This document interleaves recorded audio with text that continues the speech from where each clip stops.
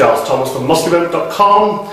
Here the day after the San Marino Pro. Now this is a bit of a special one because yesterday a very good friend of mine, Patrick Tuor, a very well-known coach in Europe, prepped a young guy called Rafael Brandao from Brazil. Now this kid really shocked me. He's 24 years old and clearly has what it takes to really go to the very top of the sport. So I thought I'd get Patrick in, ask him a few questions and put a special video together for muscle development and get the lowdown on this new talent. So Patrick, thanks for joining us. When did you first start working with Rafael? Started working with Rafael in 2015 for his Brazilian Championships, where he won the overall, and then we went on 5 weeks later to the South American Championships, where he won overall again, got his pro card as a junior. When he was in the open leg class. Yeah. Now we've been working for a little over a year for preparing for his pro debut here in San Marino, which I wanted to be in San Marino because I wanted to be here with him, and I know it's a great show to start your career off if you can bring what it takes. So I think everything went pretty well. Yeah. Now, Rafael was in the first call-out. Now I was hoping that Rafael would, I said, look, if he makes top 10, that's a huge achievement. I said, it's his first pro show, there's some big names, Cedric McMillan, Hadi Choopan, Brandon Curry. This is not going to be an easy show. There's 26 competitors in it. Now, he was in that first call-out. How did you feel when you got that first call-out? Well, actually, I was in Brazil for a month before, and I saw Rafael a lot of times, and that's what I kept telling him. I said, look, our objective is to be called in the first call. That's a sign that they like you. That's a sign that you bring what they want to see. If Steve Weinberger asks you to show him in the top 5 with the type of lineup that was there, I mean, there was a lot of good guys behind Rafael. That's your shot. That's your opportunity. Show him. Show what you got. And unfortunately, that's not what happened. Rafael was in the first call out, and then he kind of... With the first call-out, there was, what, 5 guys in the first call-out? It was Cedric McMillan, Brandon Curry, Hadi Choopan, the guy from Germany, Tim Bundesan, incredible young athlete. Another young guy who's probably a few years outside of the juniors. Condition was amazing. Yeah. I mean, really bright future. And Rafael. And there was guys out of the call-out like Essa and Peter Clancy. I mean, you know, top names. Clancy got 7th at the Arnold Europe. You've got Issa Obey, who's won pro shows. So the crowd was going crazy because you had him and Tim Bundesan, 2 young guys, really good up and comers.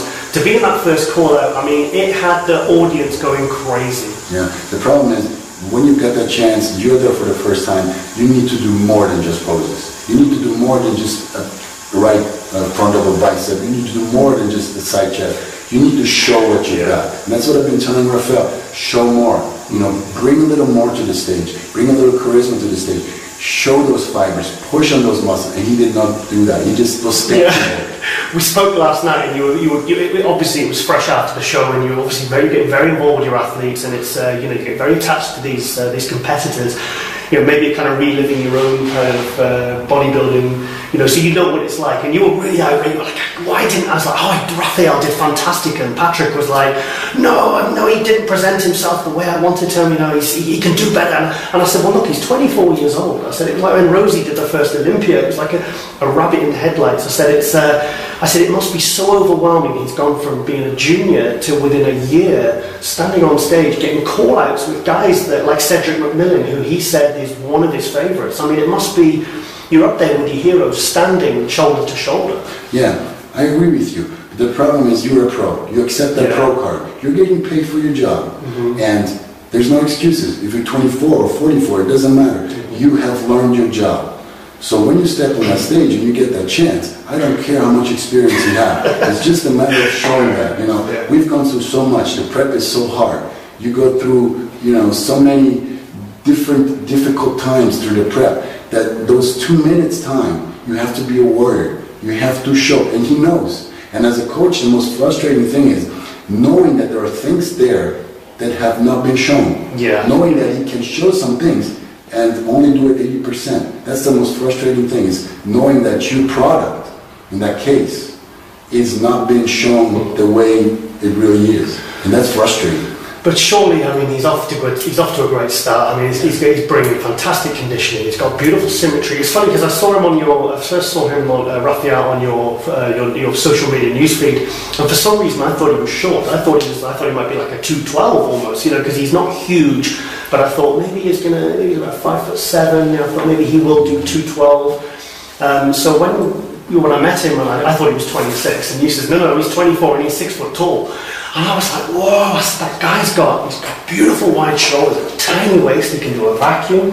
I said he's got some of the craziest quads I've ever seen, because you see plenty of big legs, but you don't see that real etched in, striated detail. So I can see why...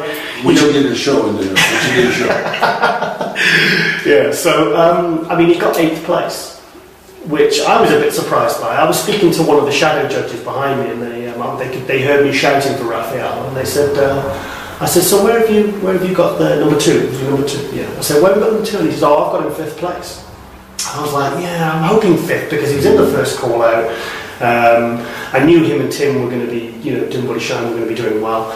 But yeah, it was fantastic to see. But it's always great to see the new faces, especially when you can see. And I'm extra excited because he's got you. He's not going to be someone, I don't think, in 2 years' time is going to go, oh, that guy was great when he started, but now he's put on too much side, the waistline's gone. I honestly thought, you know, so I feel very confident that he's in your hands, because I know that you're just going to do nothing crazy. I mean, when I met him up close, he's very healthy. He looks like a men's physique. He looks like a... You know, almost like he looks 24. I mean, he's not one of these guys who's 24 but looks 44, you know. Yeah, so I'm just really glad he's in your hands, Patrick. But you know me, you've been knowing me for a year. You've seen how many young kids I follow, young guys, not kids, sorry. And you know what I think. I think long term. Like, this is bodybuilding is a marathon, it's not a sprint. And when you've got such a great potential, the only thing you can do is really take care of that. I mean, and don't expect to win the next show you do. Show what you got, improve show after show, and your time will come. Don't pretend too much too soon. Anybody can put on 5-10 pounds of muscle in a couple of months. That's no problem. The problem is, it's not going to happen all your life. Yeah. And if you go too fast, everything, you lose control over your body. And the things you need to do that are going to compromise your future progress. So take it in strides, you know, go slow, and respect your body's ability to grow. Yeah, I mean, I think you've got guys like Cedric McMillan and Flexless, the guys who have size but also have aesthetics. Now, these guys have put thought into their physique. They haven't just, you know, we've seen some fantastic physiques that maybe as amateurs, then they turn pro and it all seems to go horribly wrong because they think, oh, I've got to be this, I've got to be that size, and it's yeah. So I mean, what did he weigh on stage?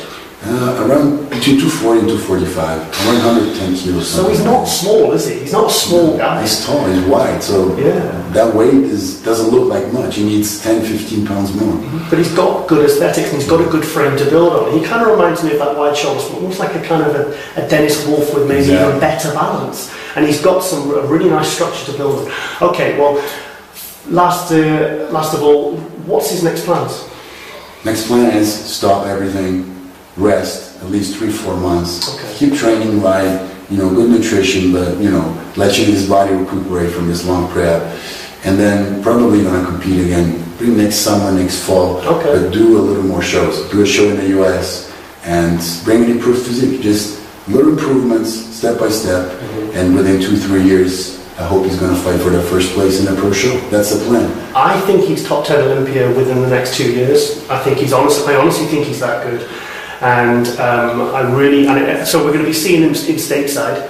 So anyway, we've got to go anyway because our taxi's here. We've got to get to the airport. But I mean, Patrick, obviously, I'm just so glad he's with you, and I'm so excited for this kid for the future. With Patrick Tuor, I'm Giles Thomas from muscledevelopment.com. Right, let's go.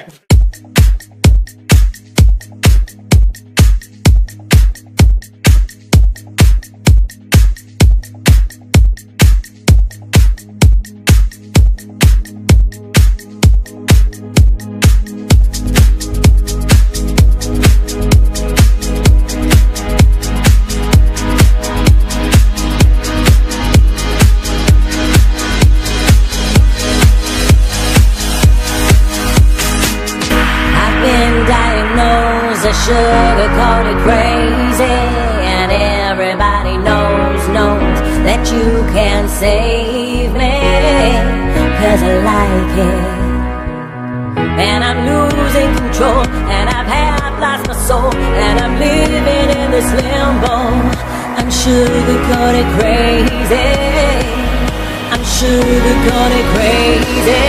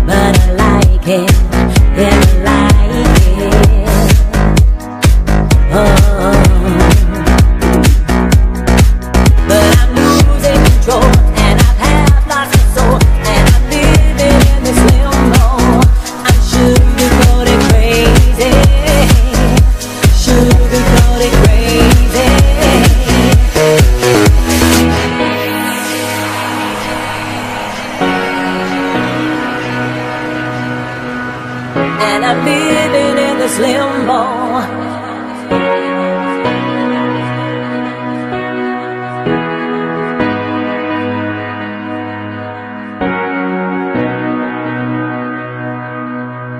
And I'm living in this limbo.